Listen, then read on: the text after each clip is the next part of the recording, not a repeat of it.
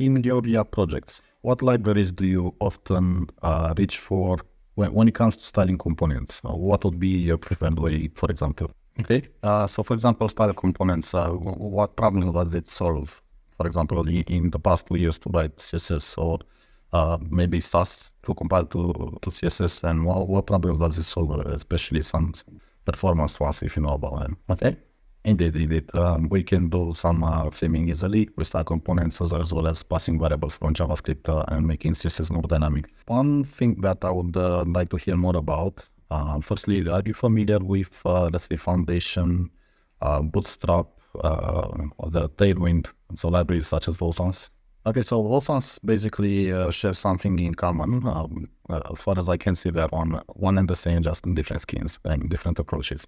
However, in order to style, let's say, a button or something else like an anchor or a panel, you want to write something like btn space btn big space btn whatever red. And so you start adding up a lot of let's say class selectors, right? And especially when you go to Tailwind, then it becomes kind of a very, very long string. I've seen selectors written with Tailwind that are three full rows of coding just to get to, let's say, their proper styling. So now, what would be the difference between writing with style components, a component that achieves the same output in terms of visual output, versus those libraries like Tailwind, Bootstrap, and Foundation? What's the performance, let's say, improvement, if there is any? That's okay. So definitely style components shifts to the browser less CSS than the other libraries. That's definitely another factor that makes style components a good choice, or libraries such as style components. As there is also Emotion, Linaria, that are doing one or the same thing almost. However, I was looking more into the CSS selectors themselves and the performance that, let's say, an application can be hit by.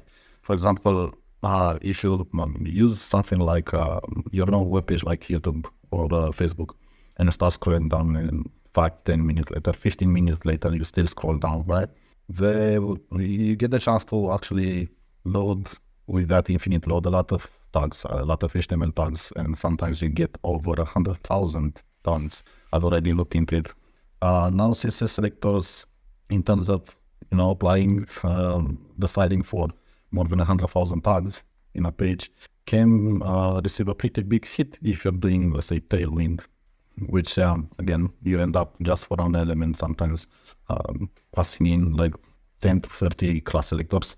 And the way CSS works is it reads from right to left those selectors, and it reads the first one. And then if it finds matches, then it does another for loop to see if it matches the second one. So again, from right to left. And then it loops again. So think about 30 loops just to figure out if a set of rules apply for one element. And now those 30 multiplied by hundreds of thousands, it can be a really nightmare. So yeah, style components helps us have lesser, let's say, class selectors. So they usually have only one or two, which is quite quick.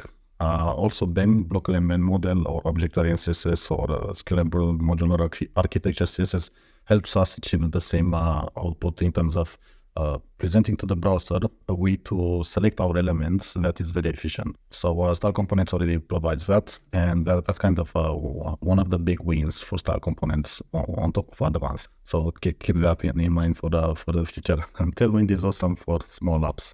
When it's about performance, when it's not that great.